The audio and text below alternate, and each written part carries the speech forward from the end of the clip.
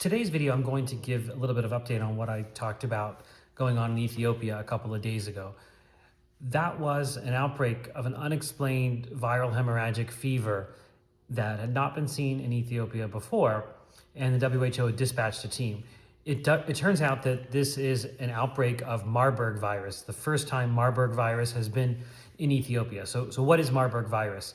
So Marburg virus is a viral hemorrhagic fever in the same family of viruses as Ebola. That's called the filovirus family. And Marburg was actually the first member of this family that had ever been identified. And the name Marburg comes from a city in Germany where a shipment in the 1960s of monkeys led to an outbreak amongst lab workers in which there were fatal cases.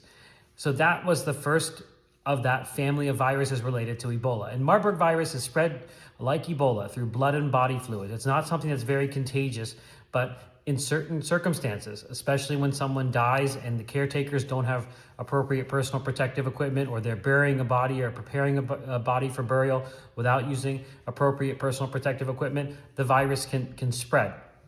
And it is a virus that has a high mortality rate. Some people say it's less severe than Ebola, but I don't think that that's actually true. I think they're all probably equally severe, with case fatality rates above 50%. The thing about Marburg is, although it is in the same family as Ebola, it gets much less attention than Ebola.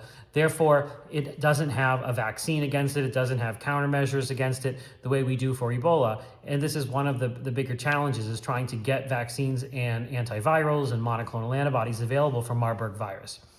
The virus likely originates in bats that then the virus spills into other animal species like antelope, like primates such as gorillas and monkeys, and then it probably spills into humans from bushmeat hunting or preparing bushmeat for eating or butchering, that allows it to get into humans, and then they spread it when they become sick and caretakers don't have appropriate personal protective equipment.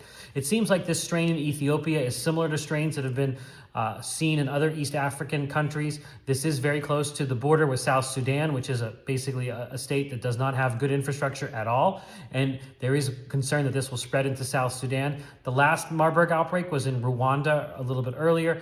This is going to be something to watch to see if this can be contained, and if they can start trialing some of the countermeasures, vaccines, antivirals, monoclonal antibodies against Marburg, to see if this can be something that we can control in a way that we are now controlling many Ebola outbreaks.